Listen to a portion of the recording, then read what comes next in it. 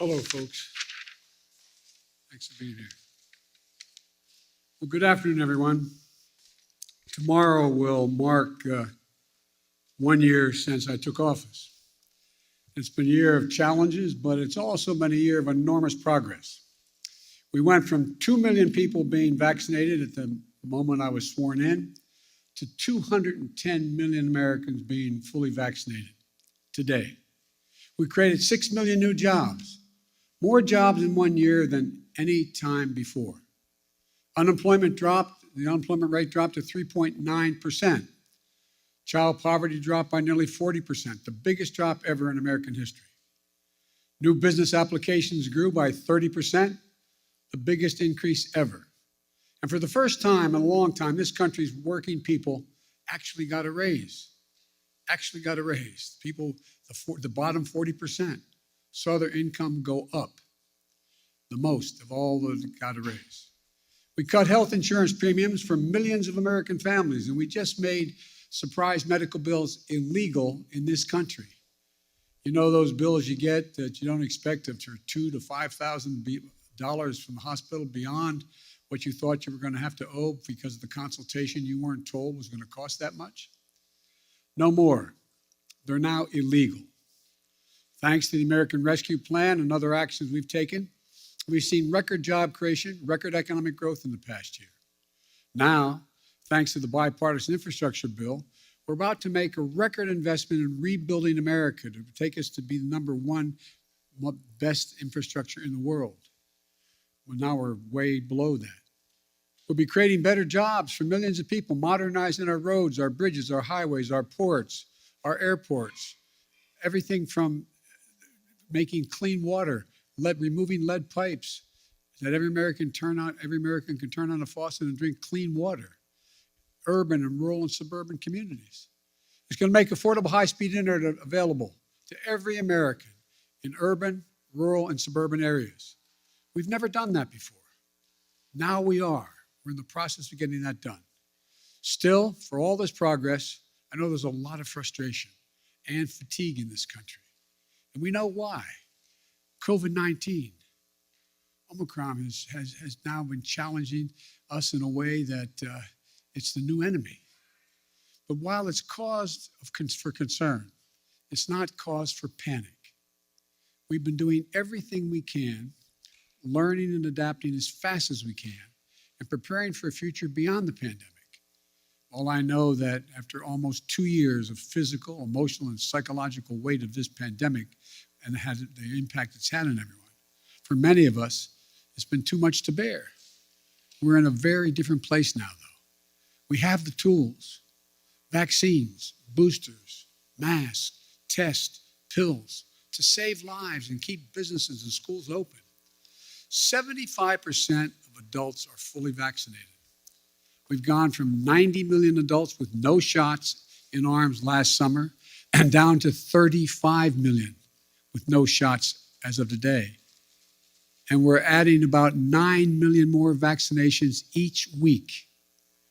We're going to stick with our vaccination efforts because vaccinations work. So get vaccinated, please, and get your booster. Look, we're also increasing testing.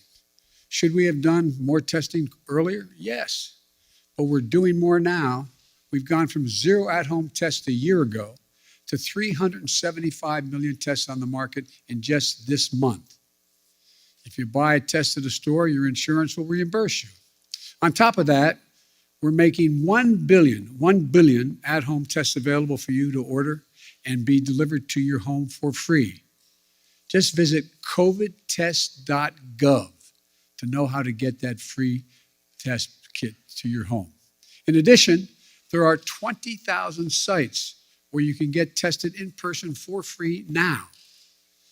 And now we have more treatments that for people to keep people out of the hospital than any other point in the pandemic, including life-saving antiviral pills. We purchased 20 million of these new Pfizer pills, more than any country in the world. The bottom line on COVID-19 is that we're in a better place than we've been and have been thus far, clearly better than a year ago. We're We're not going back to lockdowns. We're not going back to closing schools. Schools should stay open because the American Rescue Plan, we provided to states $130 billion. $130 billion to keep our students and educators safe and schools open. Funding for ventilation systems in schools, social distancing, hygiene for classrooms and the school buses. In addition, we've added another $10 billion for COVID-19 tests to be able to be administered at schools. And many states and school districts have spent this money very well. Unfortunately, some haven't. I encourage the states and school districts that use the funding to protect our children and keep our schools open. Use it. The COVID-19 is not going to give up and accept things. It's not going to go away immediately. But I'm not going to give up and accept things as they are now. Some people may call what's happening now the new normal. I call it a job not yet finished. It will get better. We're moving toward a time when COVID-19 won't disrupt our daily lives, where COVID-19 won't be a crisis, but something to protect against and a threat. Look, we're not there yet, but we will get there. Now, the second challenge we're facing are prices. COVID-19 has created a lot of economic complications, including rapid price increases across the world economy. People see it at the gas pumps, the grocery stores, and elsewhere. So here's what we're going to do. A critical job in making sure that the elevated prices don't become entrenched rests with the Federal Reserve, which has a dual mandate: full employment and stable prices. The Federal Reserve provided extraordinary support during the crisis for the previous year and a half. Given the strength of our economy and the pace of recent price increases, it's appropriate, as the Federal Chairman Powell, the Fed Chairman Powell has indicated, to recalibrate the support that is now necessary. I respect the Fed's independence, and I've nominated 5 superb individuals to serve on the Federal Board of Governors, men and women from a variety of ideological perspectives. They're eminently qualified, historically diverse, and have earned bipartisan praise. And I call on the United States Senate to confirm them without any further delay. And here at the White House, and for my friends in Congress, the best thing to tackle high prices is a more productive economy with greater capacity to deliver goods and services to the American people. And a growing economy where folks have more choices and more small businesses compete, and where more goods can get to market faster and cheaper. I've laid out a 3-part plan to do just that. First, fix the supply chain. COVID-19 has had a global impact on the economy. When a factory shuts down in one part of the world, shipments to shops and homes and businesses all over the world are disrupted. COVID-19 has compounded that many times over. A couple of months ago, in this very room, we heard dire warnings about how the supply chain problems could create a real crisis around the holidays. So we acted. We brought together business and labor, and that much predicted crisis did not occur. 99% of the packages were delivered on time, and shelves were stocked. And notwithstanding the recent storms that have impacted many parts of our country, the share of goods in stock at stores is 89% now, which has barely changed from the 91% before the pandemic. I often see empty shelves being shown on television. 89% are full, which is only a few points below what it was before the pandemic. But our work's not done. My infrastructure law will supercharge your effort upgrading everything from roads and bridges to ports and airports, railways and transit, to make the economy move faster and reduce prices for families. Second thing, my Build Back Better plan will address the biggest cost of working families face every day. No other plan will do more to lower the cost for American families. It cuts the cost for childcare. Many families, including the people sitting in this room, if they have children and they're working full-time, many families pay up to $14,000 a year for childcare in big cities, less than that in smaller ones. My plan cuts that in half. That will not only be a game changer for so many families' budgets, but it will mean so much for the nearly 2 million women who've left the workforce during the pandemic because of things like childcare. My Build Back Better plan cuts the price of prescription drugs. So insulin, that today costs some people as much as $1,000 a month, will cost no more than $35 a month. It cuts the cost of elder care. It lowers energy costs. And it will do all of this without raising a single penny in taxes on people making under $400,000 a year or raising the deficit. In fact, my plan cuts the deficit and it boosts the economy by getting more people into the workforce. That's why 17 Nobel Prize winners for economics say it will ease long-term inflationary pressure. The bottom line, if price increases are what you're worried about, the best answer is my Build Back Better plan. Third thing we're going to do, promote competition. Look, in too many industries, a handful of giant companies dominate the market in sectors like meat processing, railroad, shipping, and other areas. This isn't a new issue. It's not been the reason we've had high inflation today. It's not the only reason. It's been happening for a decade. But over time, it has reduced competition, squeezed out small businesses and farmers, ranchers, and increased the price for consumers. We end up with an industry like the meat processing industry, where 4 big companies dominate the markets. Pay ranchers less for their cattle they grow, charge consumers more for beef, hamburger meat, whatever they're buying. Prices are up. Look, I'm a capitalist, but capitalism without competition is not capitalism, it's exploitation. So I signed an executive order to tackle unfair competition in our economy, and we're going to continue to enforce it, along with working with Congress where we can. I'll close with this. We have faced some of the biggest challenges that we've ever faced in this country these past few years. Challenges to our public health, challenges to our economy. But we're getting through it.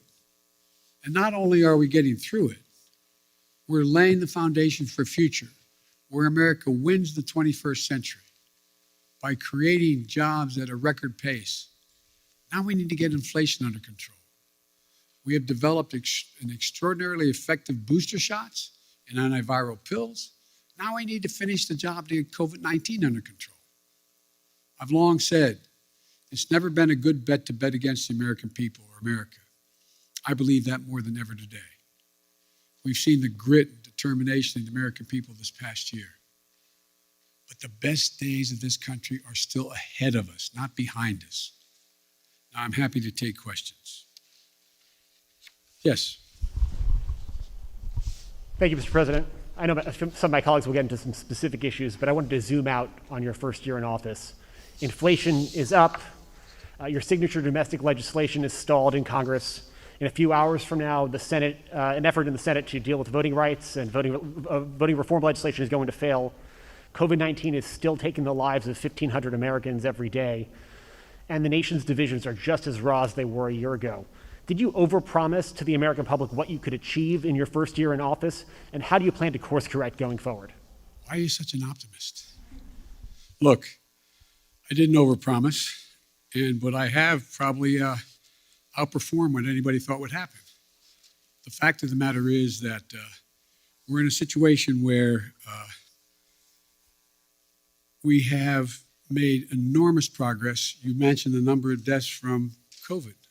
Well, it was 3 times that not long ago. It's coming down. Everything's changing. It's getting better. Look, I didn't overpromise, but I think if you take a look at what we've been able to do, you'd have to acknowledge we made enormous progress. But one of the things that I think is something that, one thing I haven't been able to do so far is get my Republican friends to get in the game of making things better in this country. For example, I was reading the other day, and I wrote the quote down so I don't misquote him. A quote from Senator Sununu when he decided that he wasn't going, Governor Sununu, when he decided he wasn't going to run for the Senate in New Hampshire. Here's what he said. They were all, for the most part, content with the speed at which they weren't doing anything. It was very clear that we just had to hold the line for 2 years. Okay, so I'm just going to be a roadblock for the next 2 years? That's not what I do, Sununu said. He went on to say it bothered me that they were okay with that. Then he goes on to say, I said, okay, so we're not going to get stuff done if we win the White House back, Why didn't we do anything in 2017 and 2018? And then he said, how the Republicans Sununu spoke to answer the challenge? He said, crickets, yeah, crickets. They had no answer. I did not anticipate that there'd be such a stalwart effort to make sure that the most important thing was that President Biden didn't get anything done. Think about this. What are Republicans for? What are they for? Name me one thing they're for. And so the problem here is that I think what I have to do in the change in tactic, if you will, I have to make clear to the American people what we are for. We've passed a lot. We passed a lot of things that people don't even understand what's all that's in it, understandably. Remember when we passed the Affordable Care Act and everybody thought that, it really was getting pummeled and beaten. And it wasn't until after we were out of office in that next campaign, when that off-year campaign, and I wasn't in office anymore. We went in a whole bunch of districts campaigning for Democrats and Republican districts who said they wanted to do away with health care, with Obamacare. And I started pointing out that if you did that, pre-existing conditions would no longer be covered. And they said, huh? We didn't know that. We didn't know that. And guess what? We won over 38 seats because we had explained to the people exactly what, in fact, had passed. Now, one of the things that I remember saying, and I'll end this, I remember saying to President Obama when he passed the Affordable Care Act, I said, you ought to take a victory lap. And he said, there's so many things going on, we don't have time to take a victory lap. As a consequence, no one knew what the detail of the legislation was. They don't know a lot of the detail of what we passed. So the difference is, I'm going to be out on the road a lot, making the case around the country with my colleagues who are up for re-election and others, making the case of what we did do and what we want to do, what we need to do. And so I don't think I've overpromised at all, and I'm going to stay on this track. One of the things that I remember, and I'll end this, I was talking with, Jim Clyburn, who was a great help to me in the campaign in South Carolina. And Jim said, and when he endorsed me, and there was a clip on television in the last couple of days of Jim, and it said that we want to make things accessible and affordable for all Americans. That's healthcare. That's education. That's prescription drugs. That's making sure you have access to all the things that everybody else has. We can afford to do that. We can't afford not to do it. So I tell my Republican friends, here I come. This is going to be about what are you for? What are you for? And I'll lay out what we're for. Mary Bruce, ABC. Thank you, Mr. President. You mentioned your Republican colleagues, but right now your top two legislative priorities, your social spending package and voting rights legislation, are stalled, blocked by your own party after months of negotiation. You are only guaranteed control of Washington for one more year before the midterms. Do you need to be more realistic and scale down these priorities in order to get something passed? No, I don't think so. When you say more realistic, I think it's extremely realistic to say to people, because let me back up. You all really know the politics of this country and your networks and others. You spend a lot of time, which I'm glad you do, polling this data, determining what the American people's attitudes are, et cetera. American people overwhelmingly agree with me on prescription drugs. They overwhelmingly agree with me on the cost of education. They overwhelmingly agree with me on early education. They overwhelmingly go on the list on child care. And so we just have to make the case of what we're for and what the other team's not for. look, we knew all along that a lot of this was going to be an uphill fight. And one of the ways to do this is to make sure we make the contrast as clear as we can. And one of the things that I think is we're going to have to do is just make the case. I don't think there's anything unrealistic about what we're asking. I'm not asking for castles in the sky. I'm asking for practical things the American people have been asking for a long time, And I think we can get it done. You're not going to scale down any of these priorities, but so far that strategy isn't working. You haven't been able to get some of these big legislative ticket items done. I got two real big ones done, bigger than any president has ever gotten in the first year. But currently, Mr. President, your spending package, voting rights legislation, they're not going anywhere. So that's true. Is there anything that you are confident you can get signed into law before the midterm elections?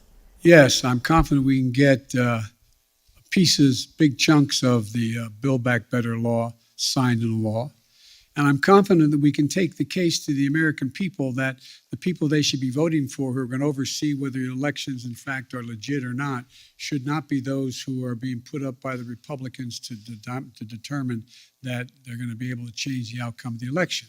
So whether or not we can actually get election, and by the way, I haven't given up. We haven't finished the vote yet on what's going on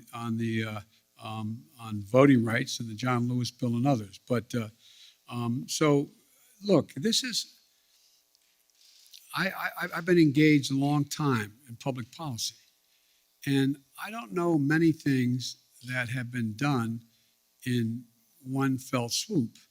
And so I think the most important thing to do is try to inform, not educate, inform the public of what's at stake in stark terms, and let them make judgments and let them know who's for them and who's against them, who's there and who's not there, and make that the case. And that's what I'm going to be spending my time doing in this off-year election. You mentioned Republicans and reaching out to them. Some Republicans who may be open to major changes on voting rights, for instance, like Mitt Romney, he says he never even received a phone call from this White House. Why not? I like Mitt. Look, Mitt Romney's a straight guy. One of the things that we're doing, I was trying to make sure we got everybody on the same page in my party on this score. And I didn't call many Republicans at all. The fact is that I do think that Mitt is a serious guy. I think we can get things done. I think I predict to you they'll get something done on the electoral reform side of this. But rather than judge what's going to get done and not get done, all I can say is I'm going to continue to make the case why it's so important to not turn the electoral process over to political persons who are set up deliberately to change the outcome of elections. Allison Harris, please.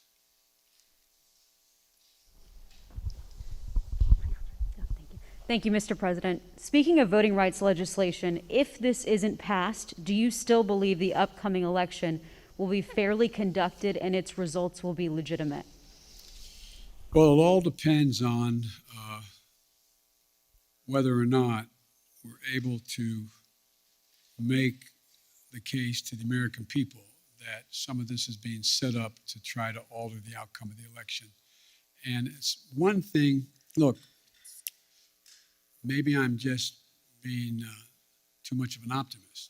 Remember how we thought not that many people were going to show up to vote in the middle of a pandemic? We had the highest voter turnout in the history of the United States of America. Well, I think if, in fact, no matter how hard they make it for minorities to vote, I think you're going to see them willing to stand in line and defy the attempt to keep them from being able to vote. I think you're going to see the people we're trying to keep from being able to show up, showing up and making the sacrifice that needs to be made in order to change the law back to what it should be. But it's going to be difficult.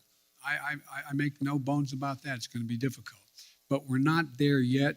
We've not run out of options yet, and we'll see how this moves. And on Omicron and education, teachers are in revolt in so many places Parents are at odds over closing schools and remote learning. You say we're not going to go back to closing schools. You said that just moments ago, yet they're closing in some areas. What do you say to those teachers and principals and parents about school closings, and what can your administration do to help make up for learning loss for students? First of all, I'd put in perspective the question you asked.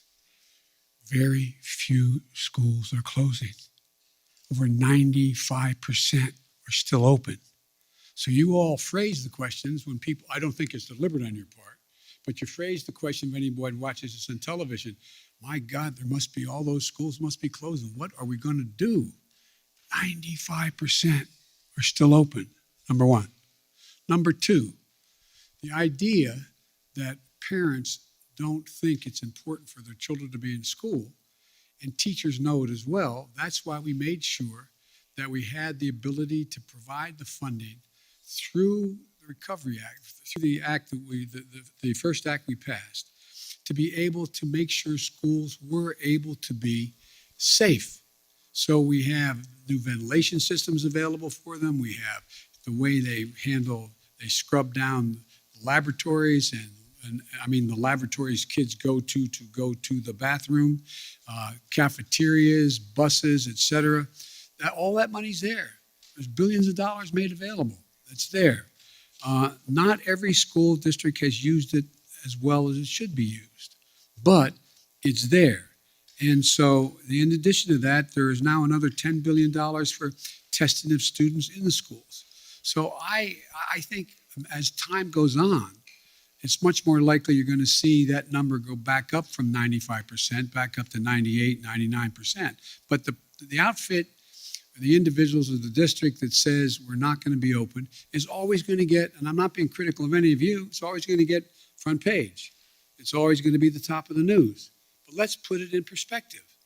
95, as high as 98% of the schools in America are open, functioning, and capable of doing the job. How about Jen Epstein, Bloomberg? Mr. President, thank you. Your top foreign policy advisors have warned that Russia is now ready to attack Ukraine, but there's still little unity among European allies about what a package of sanctions against Moscow would look like. If the US and NATO aren't willing to put troops on the line to defend Ukraine and American allies can't agree on a sanctions package, hasn't the US and the West lost nearly all of its leverage over Vladimir Putin? And given how ineffective sanctions have been in deterring Putin in the past, why should the threat of new sanctions give him pause? Well, because he's never seen sanctions like the ones I promised will be imposed if he moves, number one. Number two, we're in a situation where Vladimir Putin is about to, we've had very frank discussions, Vladimir Putin and I, and the idea that NATO is not going to be united, I don't buy. I've spoken to every major NATO leader. We've had the NATO-Russian summit. We've had the OSCE has met, et cetera. And so I think what you're going to see is that Russia will be held accountable if it invades. And it depends on what it does. It's one thing if it's a minor incursion and then we end up having a fight about what to do and not do, et cetera. But if they actually do what they're capable of doing with the force amassed on the border, it is going to be a disaster for Russia if they further invade Ukraine, and that our allies and partners are ready to impose severe cost and significant harm on Russia and the Russian economy. And, you know, we're going to fortify our NATO allies, I told them, on the eastern flank if, in fact, he does invade. I've already shipped over $600 million worth of sophisticated equipment, defensive equipment, to the Ukrainians. The cost of going into Ukraine in terms of physical loss of life for the Russians, they'll be able to prevail over time, but it's going to be heavy. It's going to be real. It's going to be consequential. In addition to that, Putin has a stark choice. Either de-escalation or diplomacy, a confrontation of the consequences. And look, I think you're going to see, for example, everybody talks about how Russia has control over the energy supply that Europe absorbs. Well, guess what? That money that they earn from that makes about 45% of their economy. I don't see that as a one-way street. They go ahead and cut it off. It's like my mother used to say, you're biting your nose off to spite your face. It's not like they have all these wonderful choices out there. I spoke with the Prime Minister of Finland, and, we're talking about concern on the part of Finland and Sweden about what Russia is doing. The last thing that Russia needs is Finland deciding to change its status. They didn't say they're going to do that, but they're talking about what, in fact, is going on and how outrageous Russia is being. We're finding ourselves in a position where I believe you'll see that there'll be severe economic consequences. For example, anything that involves dollar denominations, if they invade, they're going to pay. Their banks will not be able to deal in dollars. So there's a lot's going to happen. But here's the thing. My conversation with Putin, and we've been, how can we say it? We have no problem understanding one another. He has no problem understanding me, nor me him. And the direct conversations were, I pointed out, I said, you've occupied before other countries, but the price has been extremely high. How long? You can go in and over time, at great loss and economic loss, go in and occupy Ukraine. But how many years? 1, 3, 5, 10? What is that going to take? What toll does that take? It's real. It's consequential. So this is not all just a cakewalk for Russia. Militarily, they have overwhelming superiority as it relates to Ukraine. But they'll pay a stiff price immediately, near term, medium term, and long term if they do it. I'm sorry. Okay. David Sanger, New York Times. Thank you, Mr. President. I wanted to follow up on your answer there about Russia and Ukraine. When you were in Geneva in June, you said to us about President Putin, I think the last thing he wants now is a Cold War. Now, since then, of course, you've seen him gather these troops, 100,000 troops around Ukraine. Your Secretary of State said today he thought he could invade it at any moment. You've seen the cyber attacks, and you've seen the demand that he have a sphere of influence in which you would withdraw all American troops and nuclear weapons from what used to be the Soviet bloc. So I'm wondering if you still think that the last thing he wants is a Cold War. And has your view of him changed in the past few months? And if it has, and he does invade, would your posture be to really move back to the kind of containment policy that you saw so often when you were still in the Senate? The answer is that I think he still does not want any full-blown war, number one. Number two, do I think he'll test the West, test the United States and NATO as significantly as he can? Yes, I think he will. But I think he'll pay a serious and dear price for it that he doesn't think now will cost him what it's going to cost him. And I think he'll regret having done it. Now, whether or not, I think that, how can I say this in a public forum? I think that he is dealing with what I believe he thinks is the most tragic thing that's happened to Mother Russia, in that the Berlin Wall came down, the empire has been lost, the near abroad is gone, etc. The Soviet Union has been split. But think about what he has. He has 8 time zones, a burning tundra that will not freeze again naturally, a situation where he has a lot of oil and gas, but he is trying to find his place in the world between China and the West. And so I'm not so sure that he has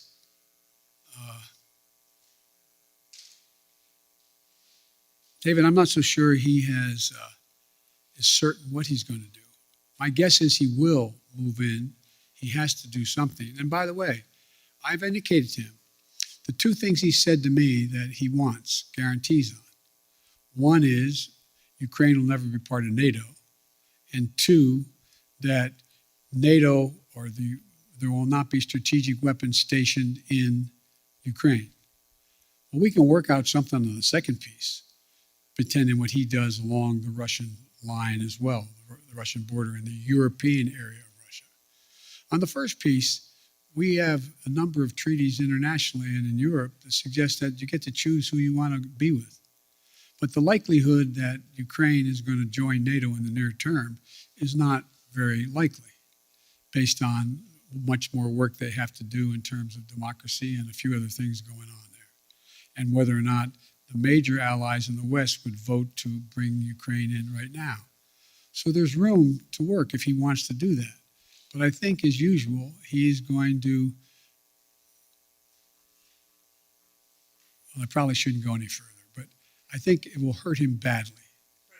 Like you were offering some way out here, some off-ramp, and it sounds like what it is at least an informal assurance that NATO is not going to take in Ukraine anytime in the next few decades, and it sounds like you're saying we would never put nuclear weapons there. He also wants us to move all of our nuclear weapons out of Europe and not have troops rotating through the old Soviet bloc. Do you think there's space for there as well? No, there's not space for that. We won't permanently station, but the idea we're going to actually increase troop presence in Poland or Romania, et cetera, if in fact he moves. Because we have a sacred obligation in Article 5 to defend those countries. They are part of NATO. We don't have that obligation relative to Ukraine, although we have great concern about what happens in Ukraine. Thank you. Maureen, USA Today. Thank you, Mr. President. I wanted to follow up on your comment on Build Back Better and also ask you a question about the pandemic. You said that you're confident you can pass big chunks of Build Back Better this year. Does that wording mean that you are thinking about, you're looking at breaking the package up into individual portions? And then on the pandemic, now that the Supreme Court has blocked the vaccination or test rule for larger businesses, are you reconsidering whether to require vaccines for domestic flights as a way to boost vaccination rates?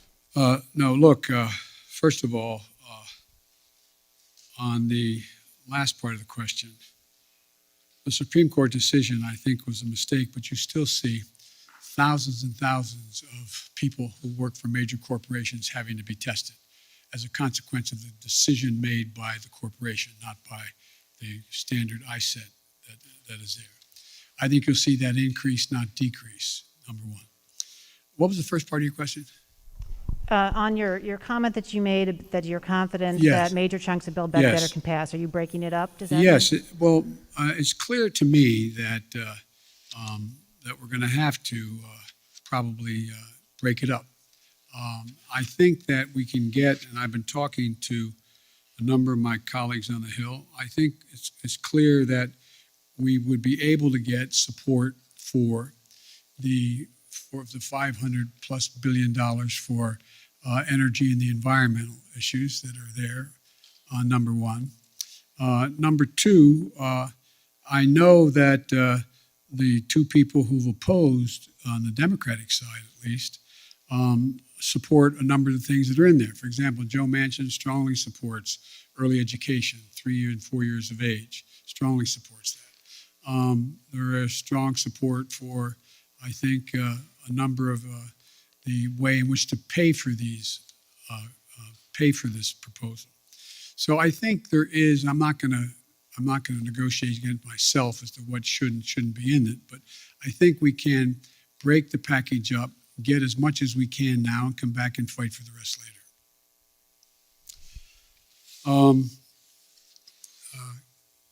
Ken, Wall Street Journal, Ken Thomas. Thank you, Mr. President. I wanted to ask you about the economy.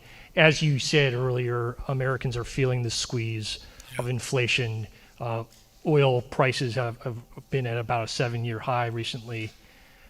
How long should Americans expect to face higher prices when they're at the grocery store, when they're at the gas pump. Is this something that they're going to see into the summer, into next fall? And separately, you talk about the importance of the Fed, but isn't that an acknowledgement that you're limited in what you can do? If you're relying on the Fed to make decisions and you're unable to get a Build Back Better proposal through, aren't you simply limited in what you can do to deal with inflation? Well, look, as you know, Ken, the inflation has everything to do with the supply chain. And I think what you're seeing is that we've been able to make progress on speeding up the access to materials. For example, 1/3 of the increase in cost of living is the cost of automobiles. The reason automobiles have skyrocketed in price is because of the lack of computer chips. So we have the capacity, and we're going to do everything in our power to do it, to become self-reliant on the computer chips that we need in order to be able to produce more automobiles. That's underway. We've already passed, within the context of another bill, money for that in the House of Representatives, before the House of Representatives now. But I think there's a way we can move to, if we can move to get, for example, that one thing done, it can make a big difference in terms of the total cost of living. Now, with regard to the whole issue of energy prices, that gets a little more complicated. But you saw what happened when I was able to convince everyone, from including China, India, a number of other countries, to agree with us to go into their version of their petroleum reserve, to release more into the market. So that brought down the price about 12, 15 cents a gallon, some places more. There's going to be a reckoning along the line here as to whether or not we're going to continue to see oil prices continue to go up in ways that are going up now relative to what impact that's going to have on the producers. And so it's going to be hard. I think that's the place where most middle-class people, working-class people get hit the most. They pull up to a pump, and all of a sudden, instead of paying $2.40 a gallon, they're paying $5 a gallon. That's going to be really difficult. But so we're going to continue to work on trying to increase oil supplies that are available. And I think there's ways in which we can be of some value added in terms of the price of gas, natural gas and the like, to take the burden off the European countries that are now totally dependent on Russia. But it's going to be hard. It's going to be very hard. But I think that we have to deal with, for example, like I said, you have a circumstance where people are paying more for a pound of hamburger meat than they ever paid. Well, one of the reasons for that is you don't have that many folks out there that are the ones that got the big four controlling it all. And so you're going to see more and more, we're going to move on this competition piece to allow more and more smaller operations to come in and be able to engage in buying and providing the access to much cheaper meat than exists now. But it's going to be a haul. Now, and I assume the reason you said if I can't get Build Back Better relates to what those 17 Nobel laureate economists said, that if in fact we could pass it, it would actually lower the impact on inflation, reduce inflation over time, et cetera. So there's a lot we have to do. It's not going to be easy, but I think we can get it done. But it's going to be painful for a lot of people in the meantime. That's why the single best way to take the burden off middle class and working class folks is to pass the Build Back Better piece that are things that they're paying a lot of money for now. If you get to trade off higher gases, you're putting up with higher price of hamburgers and gas versus whether or not you're going to be able to pay for education and or child care and the like. I think most people would make the trade. Their bottom line would be better in middle-class households. But it's going to be hard, and it's going to take a lot of work. Sir, you mentioned China. Do you think the time has come to begin lifting some of the tariffs on Chinese imports? Or is there a need for China to make due on some of its commitments in the Phase 1 agreement. Some business groups would like you to begin lifting up those tariffs on China. Well, I know that, and that's why my trade rep is working on that right now. The answer is uncertain. It's uncertain. I'd like to be able to be in a position where I could say they're meeting the commitments or more of their commitments and be able to lift some of it, but we're not there yet. Nancy, CBS. Thank you so much, Mr. President. This afternoon, the Senate Minority Leader Mitch McConnell said that the midterm elections are going to be a report card on your progress on inflation, border security, and standing up to Russia. Do you think that that's a fair way to look at it? And if so, how do you think that report card looks right now? I think report cards can look pretty good if that's where we're at. But look, the idea that Mitch has been very clear. He's going to do anything to prevent Biden from being a success. I get on with Mitch. I actually like Mitch McConnell. We like one another. But he has one straightforward objective.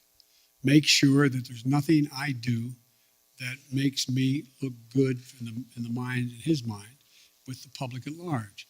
And that's okay. I'm a big boy. I've been here before. But the fact is that I think that I'm happy to debate and have a referendum on how I handle the economy, whether or not I've made progress on. Look, again, how can I'm taking too long answering your questions. I apologize. I think that the fundamental question is, what's Mitch for? What's he for on immigration? What's he for? What's he proposing to make anything better? What's he for dealing with Russia? It's different than I'm proposing that many of his Republican friends or his colleagues are supporting as well. What's he for on these things? What are they for? So everything's a choice, a choice. I think, look, I've laid out a proposal on immigration that if we passed it, we'd be in a totally different place right now. But we're not there because we don't have a single Republican vote. My buddy John McCain's gone. So, I mean, it's going to take time. And again, I go back to Governor Sununu's quote. How long? I mean, rhetorical question. I know this is not fair to ask the press a question. I'm not asking you. But think about, did you ever think that one man out of office could intimidate an entire party where they're unwilling to take any vote contrary to what he thinks should be taken for fear of being defeated in a primary? I've had 5 Republican senators talk to me, bump into me, quote unquote, or sit with me, who've told me that they agree with whatever I'm talking about for them to do. But Joe, if I do it, I'm going to defeat it in a primary. We got to break that. It's got to change. And I doubt you're all, it sounds like I'm being solicitous, you're all bright as hell, well-informed, more informed than any group of people in America. But did any of you think that you get to a point where not a single Republican would diverge on a major issue? Not one? Anyway. Who those 5 Republican senators are? Sure.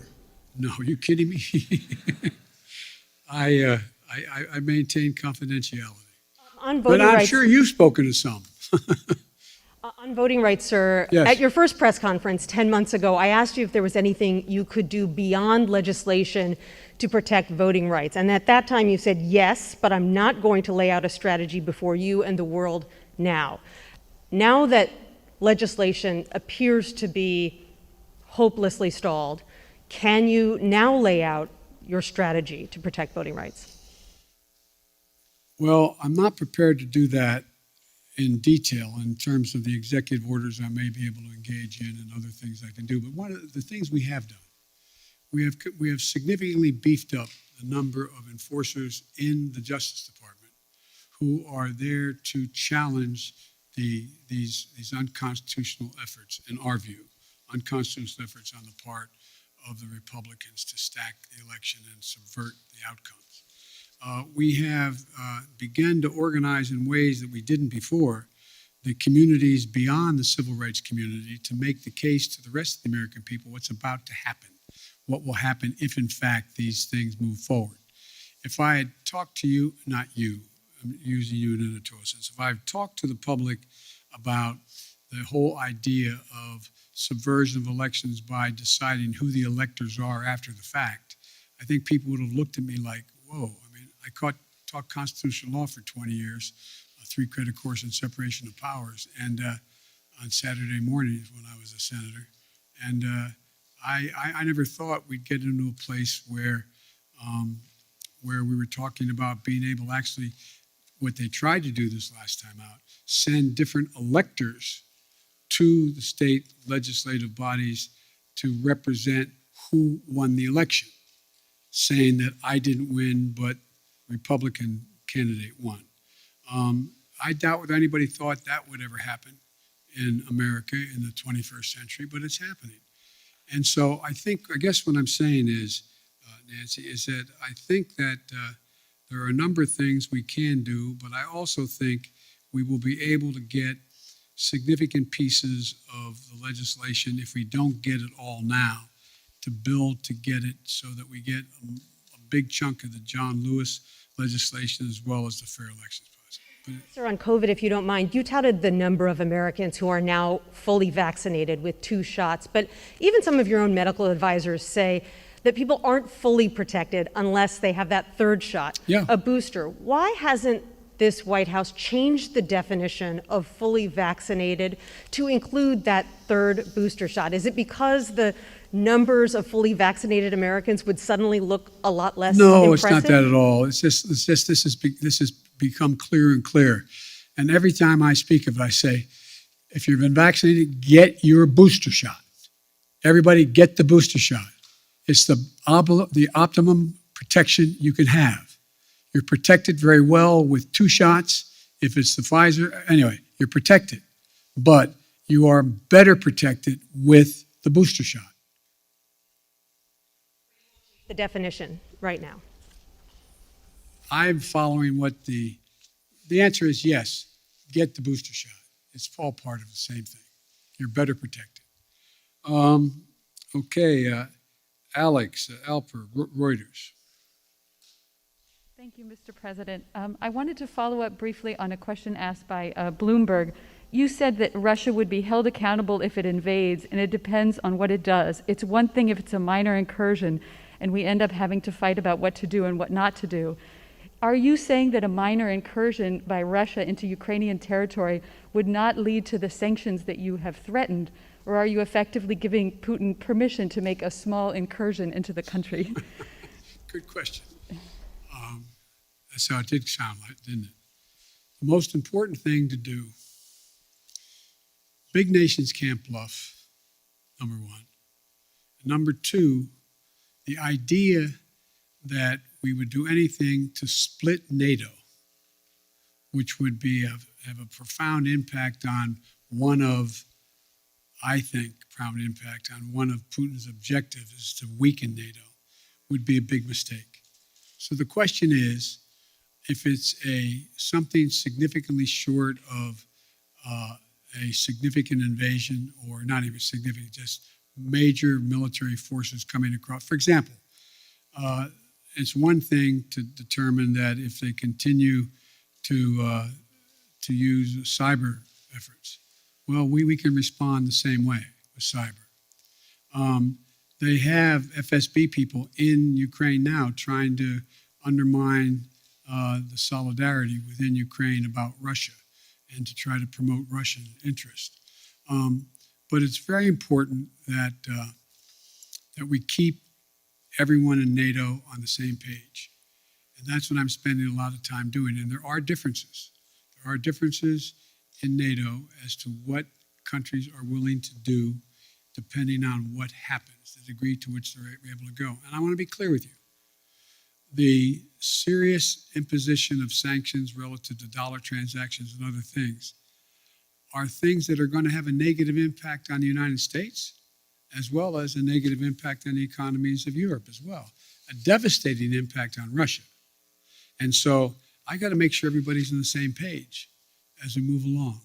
I think we will if there's something where there's Russian forces crossing the border, killing Ukrainian fighters, etc.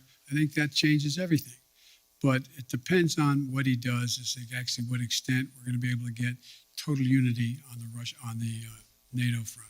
If I may ask a quick one on Iran, I just wanted to get your sense of whether the Vienna talks are making any progress, if you still think it's possible to reach a deal for both sides to resume compliance with the Iran nuclear deal, or if it's time to give up on that. Thank you. I'll do it in reverse. It's not time to give up. There is some progress being made. The P5+1 is on the same page, but it remains to be seen.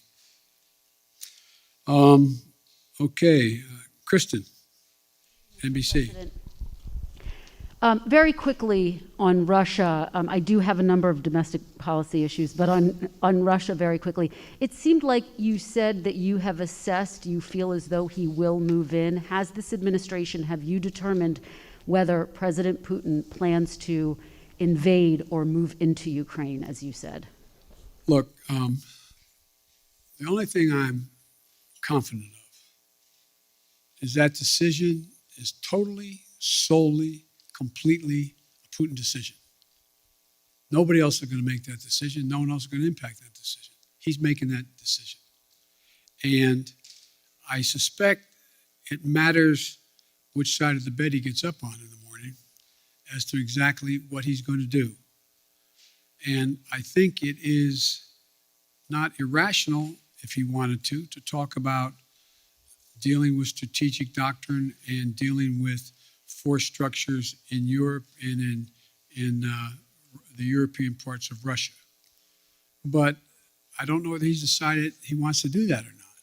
So far, in the 3 meetings we've had, OSCE, and anyway, have not produced anything, because the impression I get from my Secretary of State, my National Security Advisor, and my other senior officials that are doing these meetings is that there's a question of whether the people they're talking to know what he is going to do.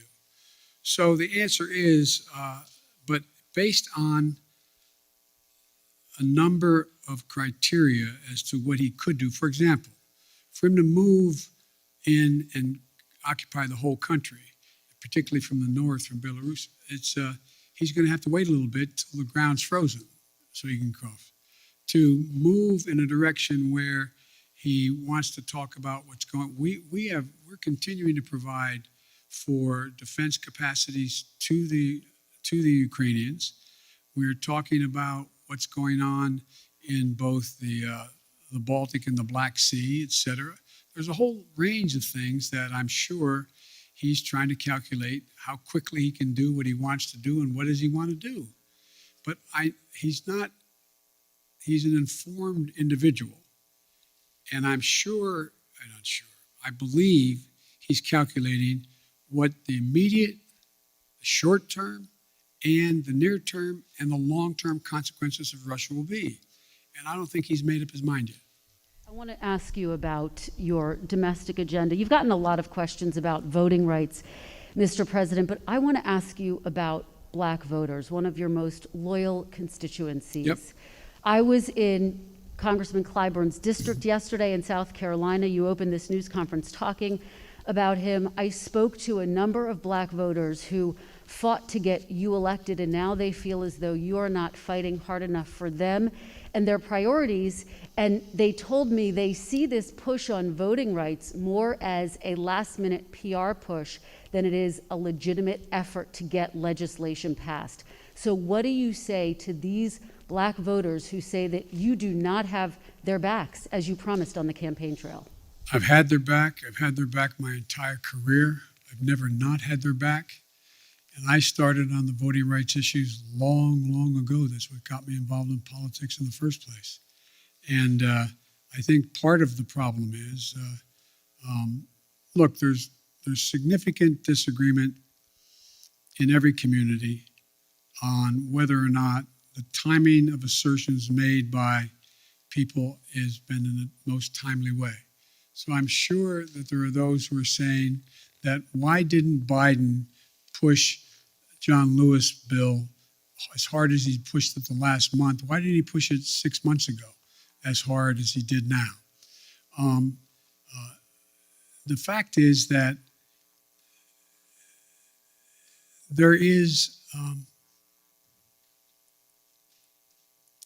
a timing that is not of one's own choice. It's somewhat dictated by events that are happening in country and around the world as to what the focus is. But part of the problem is, as well, I have not been out in the community nearly enough. I've been here an awful lot. I find myself in a situation where I don't get a chance to look people in the eye because of both COVID and things that are happening in Washington, to be able to go out and do the things that I've always been able to do pretty well. Connect with people, let them take a measure of my sincerity, let them take a measure of who I am. For example, I mean, as I pointed out in South Carolina, last time when I was chairman of the Judiciary Committee, I got the Voting Rights Act extended for 25 years, and I got Strom Thurmond to vote for it. That's what I've been doing my whole career. And so the idea that I didn't either anticipate or because I didn't speak to it as fervently as they want me to earlier. In the meantime, I was spending a lot of time, spent hours and hours and hours talking with my colleagues on the Democratic side, trying to get them to agree that if in fact this occurred, if this push continued, that they would be there for John Lewis. And anyway, so, but I think that's a problem that is my own making by not communicating as much as I should have. Yet you find that when you deal with members of the Black Caucus and others in the United States Congress, I still have very close working relationships. So it's like every community. I'm sure that there are those in the community, and I'm a big labor guy. I'm sure there's people in labor saying, why haven't I been able to do A, B, C, or D? So it's just going to take a little bit of time. You put Vice President Harris in charge of voting rights. Are you satisfied with her work on this issue? And can you guarantee, do you commit that she will be your running mate in 2024, provided that you run again? Yes and yes. Okay. You don't care to expand? Pardon me? Do you care to expand on voting No, there's rights? no need to. I mean, I asked the question. She's going to be my running mate, number one. And number two, I did put her in charge. I think she's doing a good job. Let me ask you, big picture, particularly when you think about voting rights and the struggles you've had to unify your own party around voting rights. Unity was one of your key campaign promises. In fact, in your inaugural address, you said your whole soul was in bringing America together, uniting our people. People heard the speech that you gave on voting rights in Georgia recently, in which you described those who are opposed to you to George Wallace and Jefferson Davis, and some people took exception to that. What do you say to those who were offended by your speech, and is this country more unified than it was when you first took office? Number one, anybody who listened to the speech, I did not say that there were going to be a George Wallace or a Bull Connor. I said we're going to have a decision in history that is going to be marked just like it was then. You either voted on the side that didn't make you George Wallace or didn't make you Bull Connor. But if you did not vote for the Voting Rights Act back then, you were voting with those who agreed with Connor, those who agreed with and I think Mitch did a real good job of making it sound like I was attacking them. If you notice, I haven't attacked anybody publicly, any senator, any congressman publicly. And my disagreements with them have been made to them, communicate to them privately or in person with them.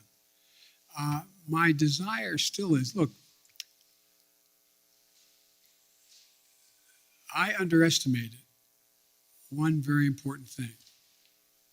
I never thought that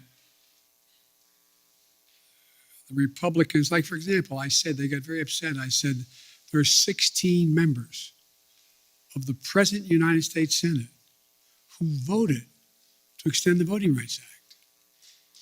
Now, they got very offended by that. That wasn't an accusation, it's stating a fact. What has changed? What happened? What happened? Why is there not a single Republican? Not one. That's not the Republican Party. So that's not an attack. Is the country more unified than when you first took office? The answer is, based on some of the stuff we've got done, I'd say yes, but it's not nearly unified as it should be.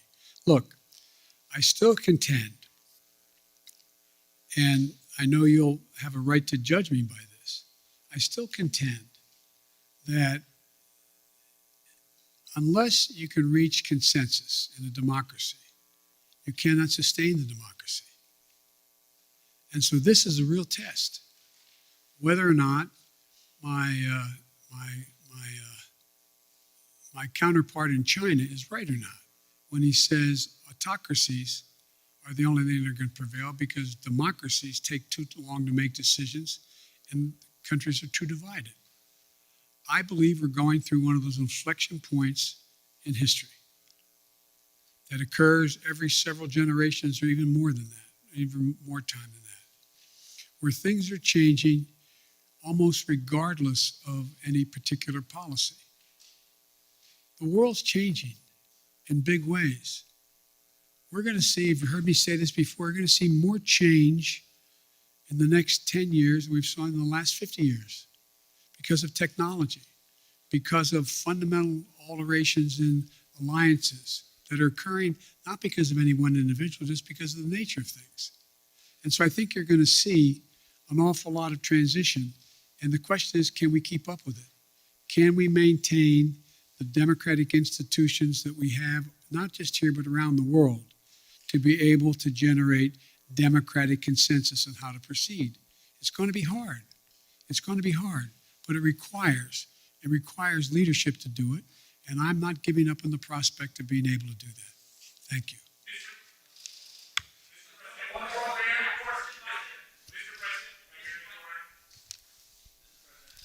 Thank you, sir.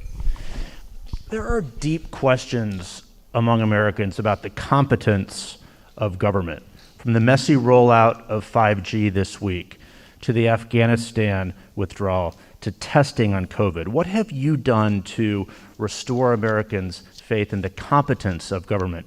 And are you satisfied by the view of the competence of your government? Look, let's take Afghanistan. I know you all would like to focus on that, which is legitimate. We were spending $1 trillion a week. $1 billion a week in Afghanistan for 20 years. Raise your hand if you think anyone was going to be able to unify Afghanistan under one single government. It's been the graveyard of empires for a solid reason. It is not susceptible to unity, number one. So the question was, do I continue to spend that much money per week in the state of Afghanistan, knowing that the idea that being able to succeed, other than sending more body bags back home, is highly, highly unusual. My dad used to have an expression. He'd say, son, if everything's equally important to you, nothing's important to you. There is no way to get out of Afghanistan after 20 years easily. Not possible, no matter when you did it. And I make no apologies for what I did. I have a great concern for the women and men who were blown up on the line at the airport by a terrorist attack against them. But the military will acknowledge, and I think you will, who know a lot about foreign policy, that had we stayed and I had not pulled those troops out, we would be asked to put somewhere between 20 and 50,000 more troops back in. Because the only reason more Americans weren't being killed than others is because the last president signed an agreement to get out by May the 1st. And so everything was copacetic. Had we not gotten out, and the acknowledgement is we'd be putting a lot more forces in. Now, do I feel badly what's happening as a consequence of the incompetence of the Taliban? Yes, I do. But I feel badly also about the fistulas that are taking place in Eastern Congo. I feel badly about a whole range of things around the world that we can't solve every problem. And so I don't view that as a competence issue. The issue of whether or not there's competence in terms of whether or not we're dealing with 5G or not, we don't deal with 5G. The fact is that you had two private enterprises, that had one promoting 5G and the other one are airlines. They're private enterprises. They have government regulation, admittedly. And so what I've done is pushed as hard as I can to have 5G folks hold up and abide by what was being requested by the airlines until they could more modernize over the years, so that 5G would not interfere with the potential of the landing. So any 5G tower within a certain number of miles from the airport should not be operative. And so I understand, but anything that happens that's consequential is viewed as the government's responsibility. I get that. Am I satisfied with the way in which we have dealt with COVID and all the things that go along with that? Yeah, I am satisfied.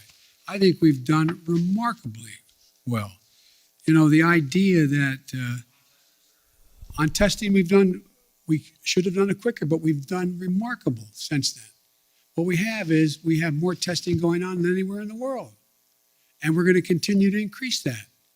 Did we have it at the moment exactly when we should have moved, and could we have moved a month earlier? Yeah, we could have.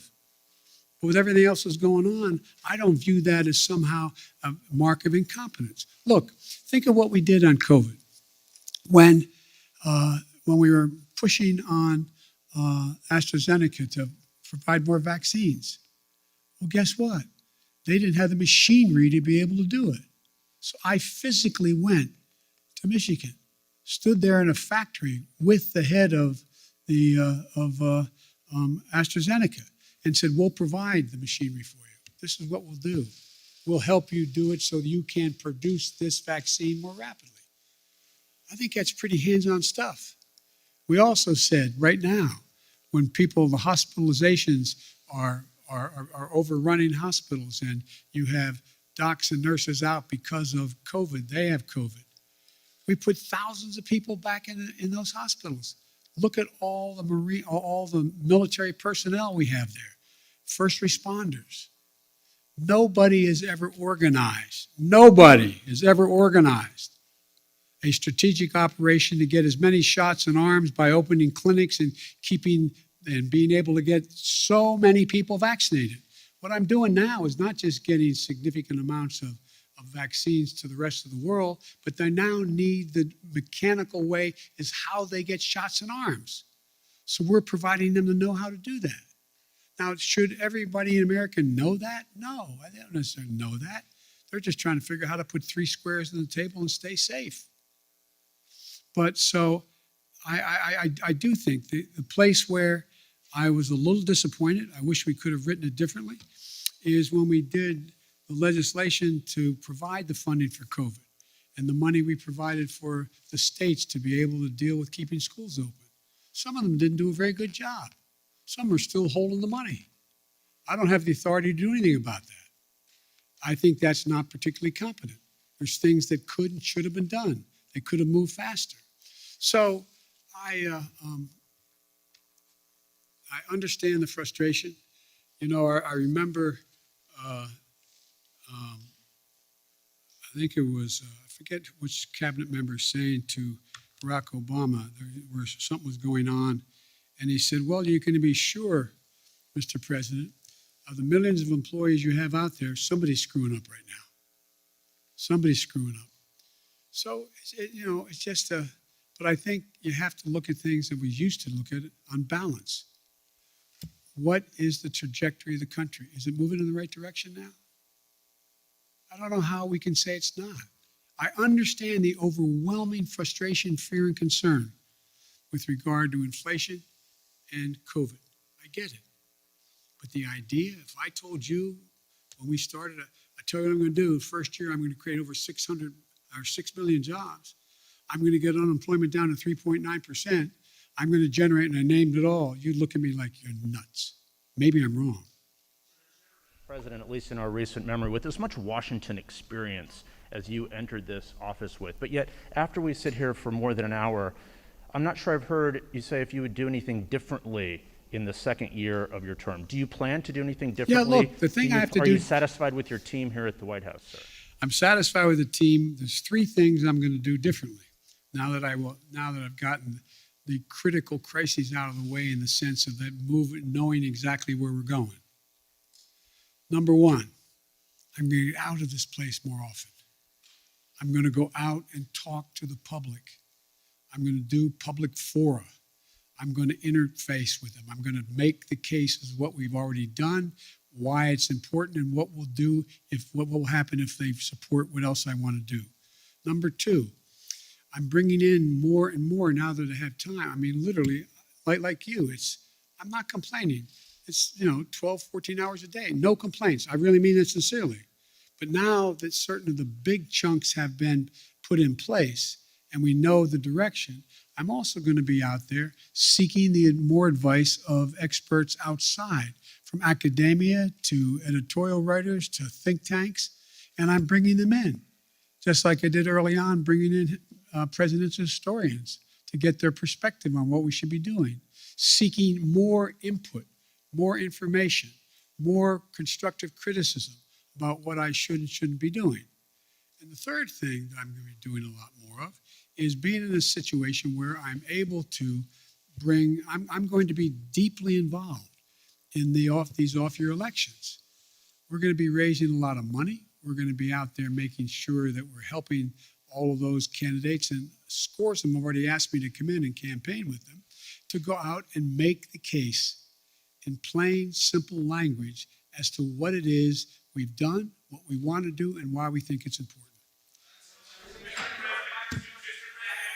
How many more hours am I doing this? I'm happy to stick around.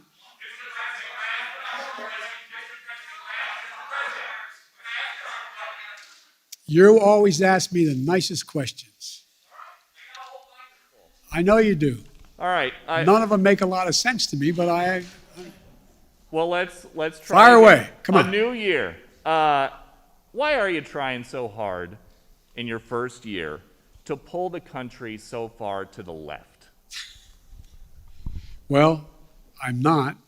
I don't know what you consider to be too far to the left. If in fact we're talking about making sure that we had the money for COVID, making sure we had the money to put together the bipartisan infrastructure, making sure we were able to provide for those things that in fact would significantly reduce the burden on working class people, but they have to continue to work hard. I don't know how that is pulling it to the left. If you may recall, you guys have been trying to convince me that I am Bernie Sanders. I'm not. I like him, but I'm not Bernie Sanders. I'm not a socialist. I'm a mainstream Democrat, and I have been. And mainstream Democrats have overwhelmed me. If you notice, the 48 of the 50 Democrats supported me in the Senate on virtually everything I've asked. Yes, sir.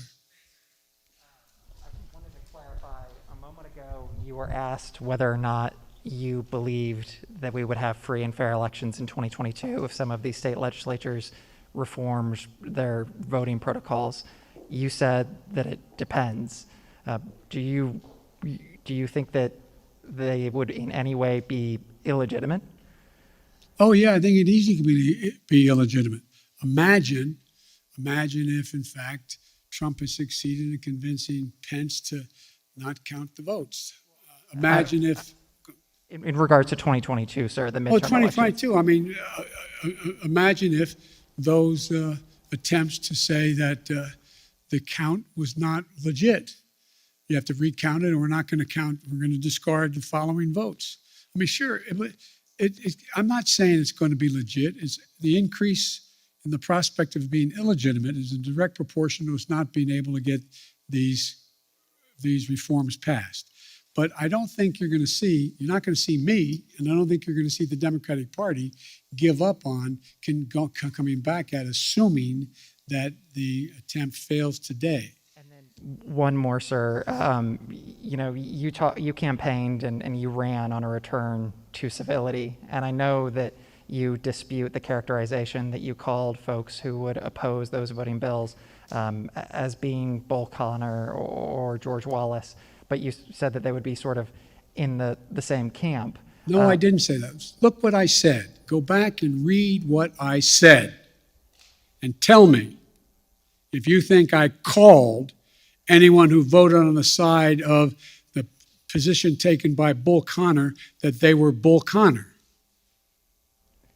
And that is an interesting reading of English. I assume you got into journalism because you like to write. So did you expect that would work with Senators Manchin or Sinema? No, here's the thing. There's certain things that are so consequential. You have to speak from your heart as well as your head. I was speaking out forcefully on what I think to be at stake. That's what it is. And by the way, no one forgets who was on the side of King or Bull Connor. No one not done that. The history books will note it. And when I was making the case, don't think this is a freebie. You don't get to vote this way and then somehow it goes away. This will stick with you the rest of your career and long after you're gone. And Mr. President, folks,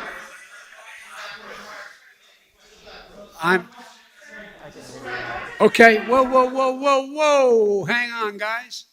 We've only gone an hour and 20 minutes. I'll keep going. But I'm going to go. Let me get something straight here. How long are you guys ready to go? You want to go for another hour or two?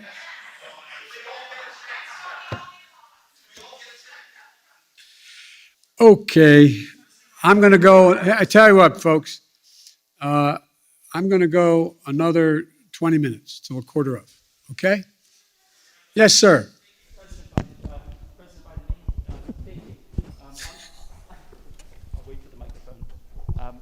President Biden on the. I want to thank my communications staff for the great help here. Well, President Biden on the coronavirus, we're tragically approaching nearly 1 million Americans who died. And I'd like to ask you why it is during your 3.5-hour virtual summit in November with the Chinese president, you didn't press for transparency, and also whether that has anything to do with your son's involvement in an investment firm controlled by Chinese state-owned entities. The answer is that I did raise the question of transparency. I spent a lot of time with him. And the fact is that they're just not being transparent. Transparency on the coronavirus origins. Yes. And you did during the virtual summit. Is there a reason your press staff was unaware of that? And what did you say to the Chinese president? And they weren't with me the entire time. Look, I made it clear that I thought that China had an obligation to be more forthcoming on exactly what the source of the virus was and where it came from. Yes. Mr. President, I would like to ask you about foreign policy. One of the first priority that you declared when you came to office was to end the war in Yemen, the catastrophic war in Yemen. You appointed a special envoy. Today, one of your allies, United Arab Emirates, is asking your administration to put back the Houthi rebels or militias back on the terror list. Are you going to do that? And how are you going to end the war in Yemen, sir? The answer is it's under consideration, and ending the war in Yemen takes the two parties to be involved to do it, and it's going to be very difficult. Yes. Thank you very much for this honor. James Rosen with Newsmax. I'd like to raise a delicate subject, but with utmost respect for your life accomplishments and the high office you hold. A poll released this morning by Politico Morning Consult found 49% of registered voters disagreeing with the statement, Joe Biden is mentally fit. Wow. Not even a majority of Democrats who responded strongly affirmed that statement. Well, I'll let you all make the judgment whether they're correct. Well, Thank so you. the question I have for you, sir, if you'd let me finish, is why do you suppose such large segments of the American electorate have come to harbor such profound concerns about your cognitive fitness? Thank you. I have no idea. Yes, sir. Thanks, Mr. President. I appreciate it.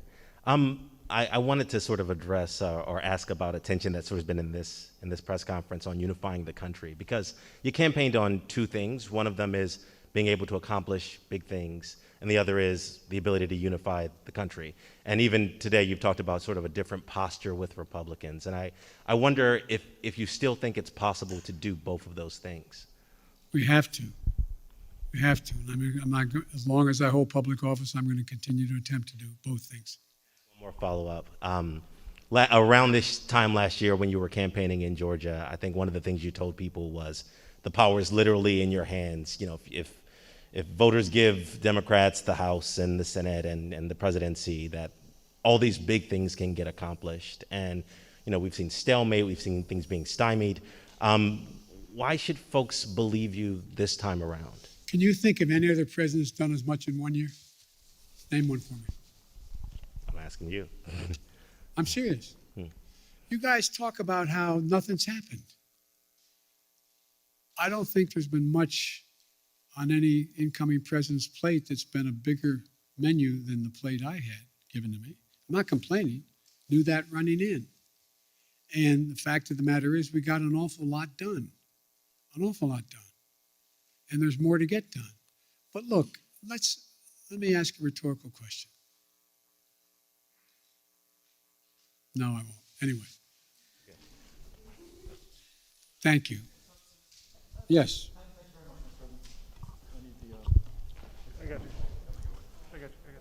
Be careful. Don't get hurt, man. No, I'm going to take care. Mr. President, thank you. Sebastian Smith from AFP. Another question on Ukraine. Ukraine borders 4 NATO member countries. How concerned are you concerned that a real conflagration in Ukraine, if the Russians really go in there, that it could suck in NATO countries that are on the border and you end up with an actual NATO-Russia confrontation of some kind?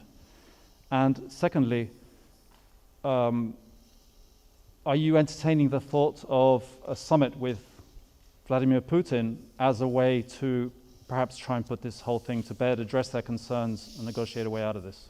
The last part, the last question, yes. When we talked about whether or not we'd pick the 3 meetings we talked about, and we talked about we would go from there if there was reason to go to a summit. We talked about a summit as being before the Ukraine item came up in terms of strategic doctrine and what the strategic relationship would be. So I still think that is a possibility, number one. Number two, I am very concerned. I'm very concerned that this could end up being, look, the only war that's worse than one that's intended is one that's unintended. And what I'm concerned about is this could get out of hand, very easily get out of hand because of what you said, the borders of Ukraine and what Russia may or may not do. I am hoping that Vladimir Putin understands that he is short of a full-blown nuclear war. He's not in a very good position to dominate the world. And so I don't think he thinks that. But it is a concern. And that's why we have to be very careful about how we move forward and make it clear to him that there are prices to pay that could, in fact, cost his country an awful lot. But of course, you have to be concerned when you have, nuclear power invaded. If he invades It hasn't happened since World War II. This has been the most consequential thing that's happened in the world in terms of war and peace since World War II. Yes. Nearly 2 years have passed since the beginning of the global coronavirus outbreak, and you again today acknowledge that Americans are frustrated and they're tired. Based on your conversations with your health advisors, what type of restrictions do you imagine being on Americans this time next year, and what does the new normal look like for social gatherings and travel to you? Well, the answer is, I hope the new normal will be that we don't still have 30-some million people not vaccinated. I hope the new normal is people have seen what their own interest is and have taken advantage of what we have available to us. Number two, with the pill that is a problem that appears to be as efficacious as it seems to be, that you're going to be able to deal with this virus in a way that after the fact you have an ability to make sure you don't get very sick. Number three, I would hope that what happens is the rest of the world does what I'm doing and provides significant amounts of the vaccine to the rest of the world, because it's not sufficient that we just have this country not have the virus or be able to control the virus, but that we can't build a wall high enough to keep a new variant out. So it requires one of the things that I want to do, and we're contemplating figuring out how to do, we are contemplating how to get done, and that is, how do we move in a direction where the world itself is vaccinated? It's not enough just to vaccinate 340 million, fully vaccinate 340 million people in the United States. That's not enough. It's not enough to do it here. We have to do it, and we have to do a lot more than we're doing now, and that's why we have continued to keep the commitment of providing vaccines and available cures for the rest of the world as well. And if I could, sir, and I should have said this before, Francesca Chambers McClatchy, how do you plan to win back moderates and independents who cast a ballot for you in 2020, but polls indicate aren't happy with the way you're doing your job now? I don't believe the polls.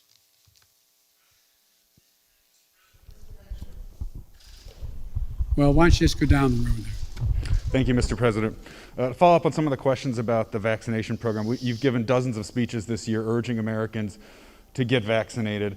You've talked to reluctant Republicans. You've said it's people's patriotic duty. There have been very few mentions of the fact that young children under the age of 5, still in the third year of this pandemic in this country, don't have access to the vaccine. Can you speak to frustrated parents a little bit about why that continues to be the case and when that might change? Because the science hasn't reached the point where they're convinced that, in fact, it is safe. So that's what they're doing now. You could have asked me that. I got asked that question about 3 months ago about people between the ages of 7 and 12.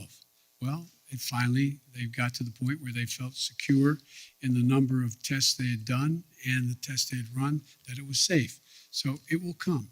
It will come. But I'm not a scientist. I can't tell you when, but it is really very important that we get down to that next piece. One more follow-up on Build Back Better. When you said it's going to likely be broken up into chunks, you mentioned that the climate pieces seem to have broad support. You mentioned that Senator Manchin is a supporter of early child care. You left out the child tax credit, and I wonder if it's fair to read between the lines and assume that that is a piece, given Senator Manchin's opposition to it, that the extension of that is likely one of those components that may have to wait until sometime down the line. There's two really big components that I feel strongly about that I'm not sure I can get in the package. One is the child care tax credit, and the other is help for cost of community colleges.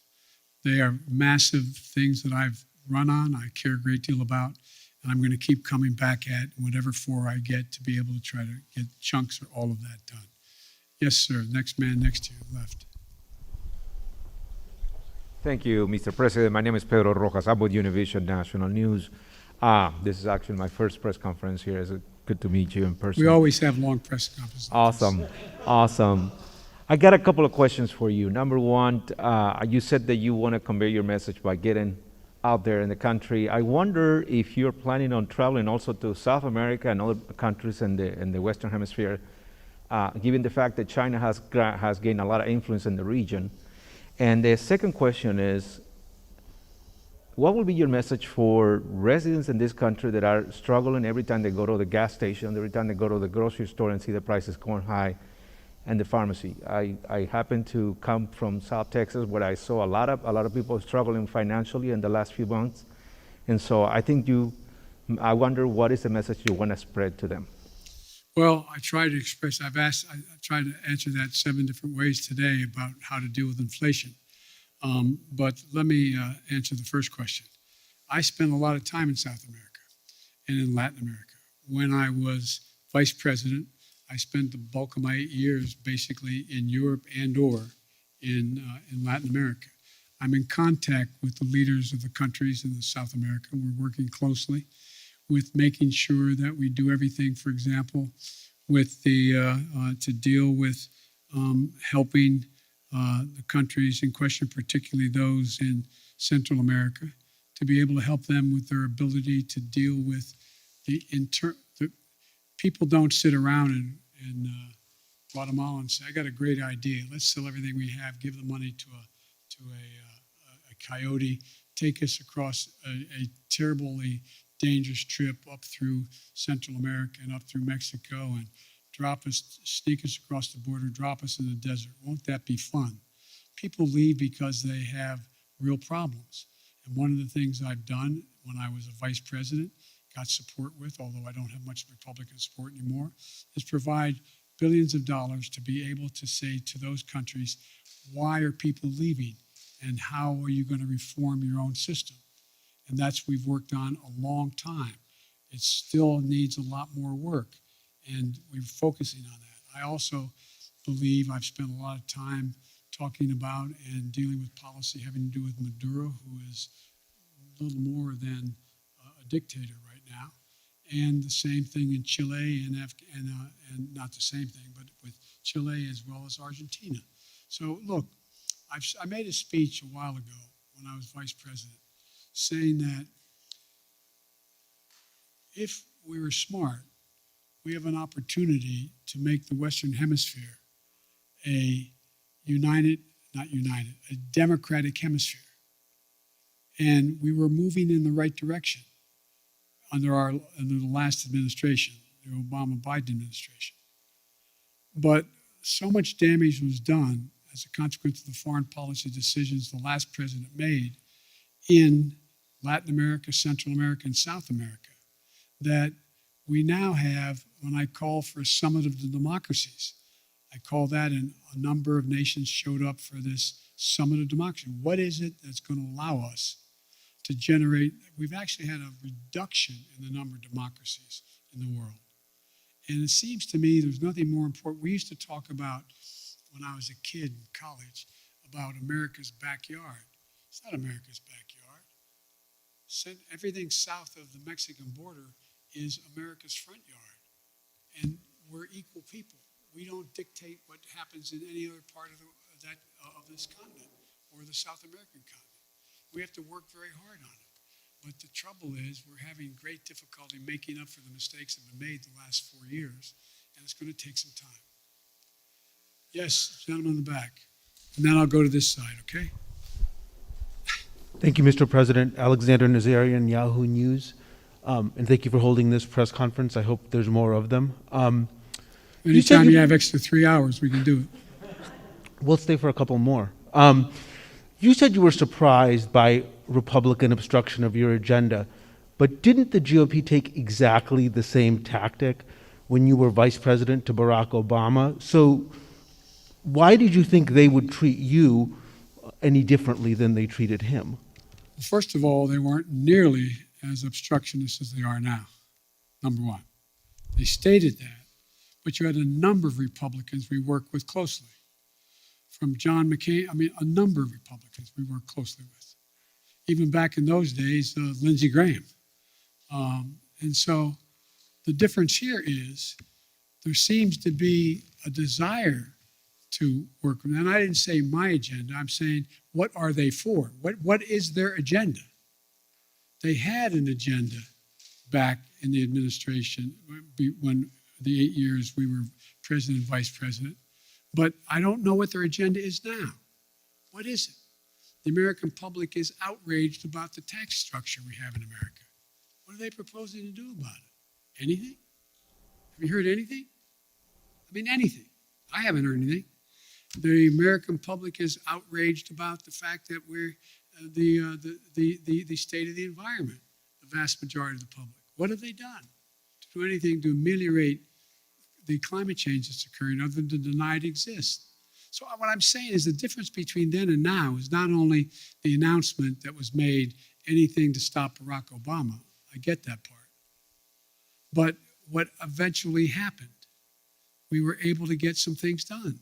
We were able to work through some things. On the stuff that was really consequential in terms of ideologically divisive, it was a real fight. But I don't think there's a time when I wonder what would be the Republican platform right now. What do you think? What do you think their position on taxes are? What do you think their position on human rights is? What do you think their position is on whether or not we should what we should do about the cost of prescription drugs? What do you think? I mean, I honest to God don't know what they're for, yet I know a lot of these senators and congressmen, and I know they do have things they want to support, whether they're things I want or not. But you don't hear much about that.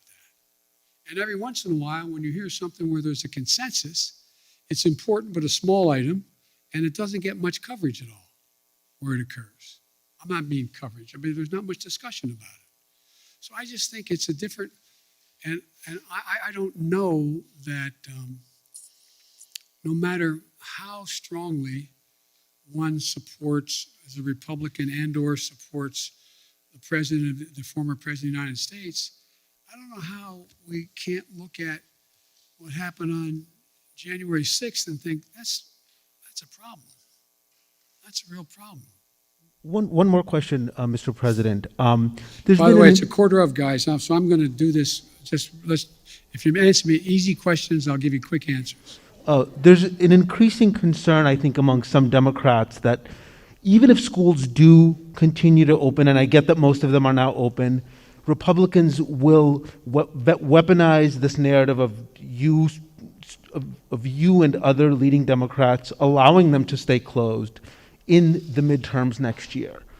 And obviously that issue has a lot of traction with suburban parents, as I think we saw in Virginia. I'm confused by the question. I'm sorry. Well, could school reopenings or closures become a potent midterm issue for Republicans to win back the suburbs? Oh, I think it could be, but I hope in God that look, maybe I'm kidding myself, but as time goes on, the voter who is just trying to figure out, as I said, how to take care of their family, put 3 squares on the table, stay safe, be able to pay their mortgage or their rent, et cetera, is becoming much more informed on the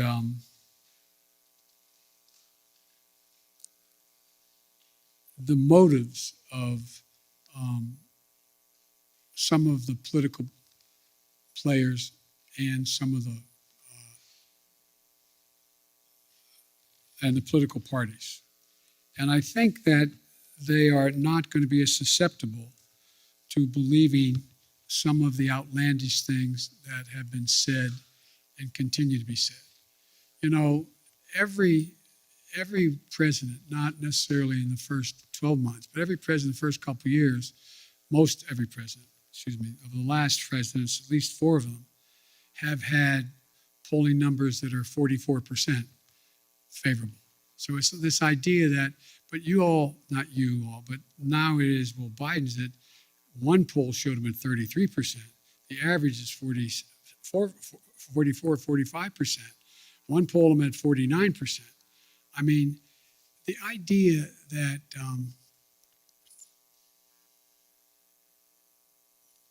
the American public are trying to sift their way through what's real and what's fake. And I don't think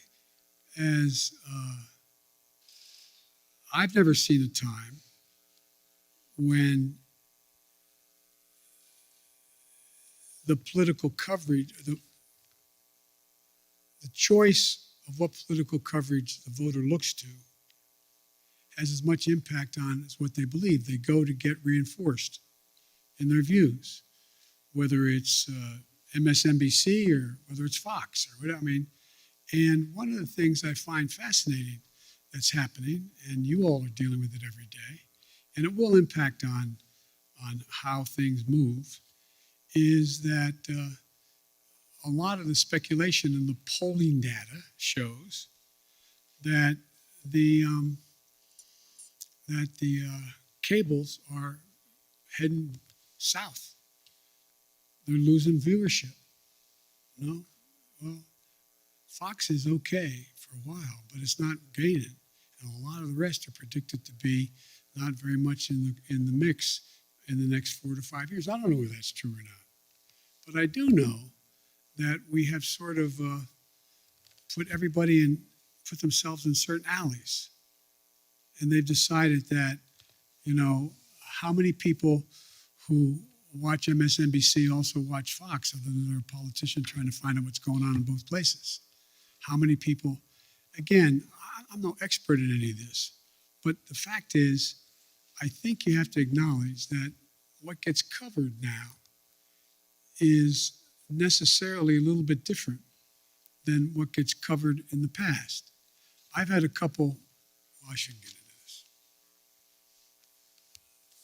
but the nature of the way things get covered has, in my observation over the years I've been involved in public life, changed. And it's changed because of everything from a thing called the internet.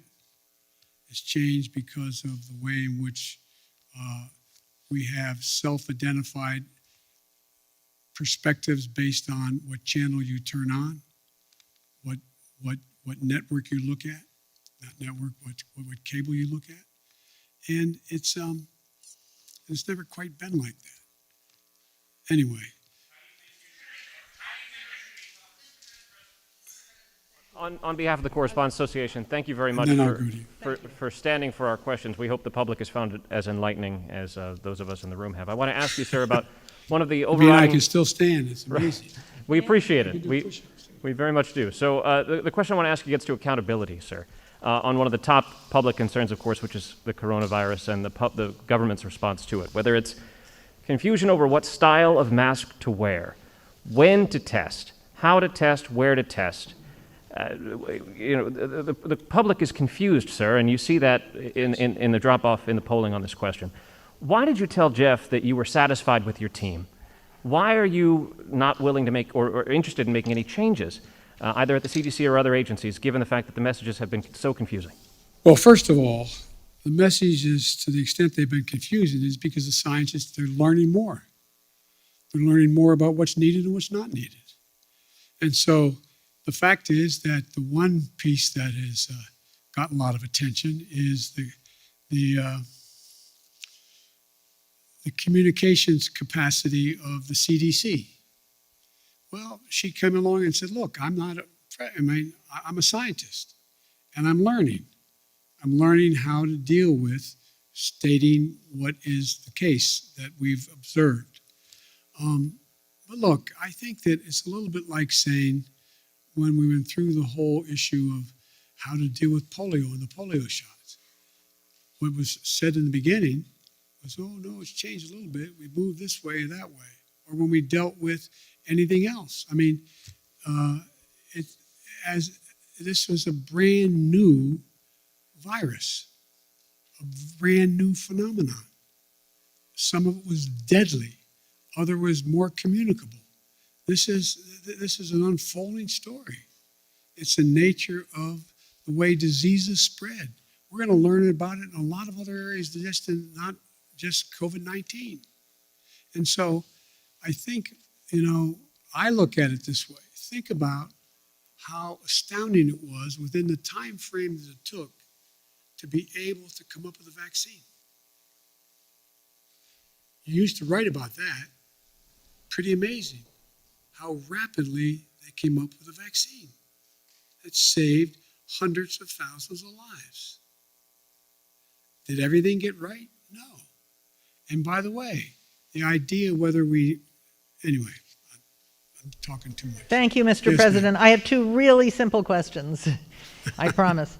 You campaigned on canceling $10,000 in student loans. Do you still plan to do so, and when? And then my second question is, now that you've clarified the Bull Connor comments, do you plan to reach out to Republicans like Mitt Romney to talk about reforming the Electoral Count Act?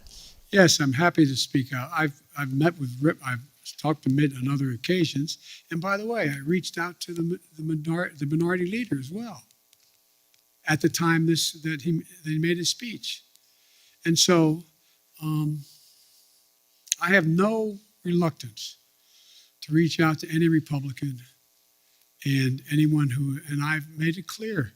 Look, I've now had the opportunity to travel because of funerals and eulogies I've made and attended, and congressmen and senators have come along with me. Don't hold me to the number, but somewhere between 20 and 25 senators and congresspersons have traveled with me. And I find you should get the list of them and ask how I set for the 2, 3, 4, 5 hours that we've flown together, sit back in that conference table and talk to them. Ask them questions. They ask me questions. I learn a heck of a lot. But as president, you don't quite have that ability to do that as often as I'd like to be able to do it. And one of the things that I do think that has been made clear to me, speaking of polling, is the public doesn't want me to be the president's senator. They want me to be the president and let senators be senators. And so if I've made many mistakes, I'm sure. If I've made a mistake, I'm used to negotiating to get things done, and I've been, in the past, relatively successful at it in the United States Senate, even as vice president. But I think that role as president is a different role. Folks, it is now almost 6. With all due respect, I'm going to see you next conference, okay? Thank you.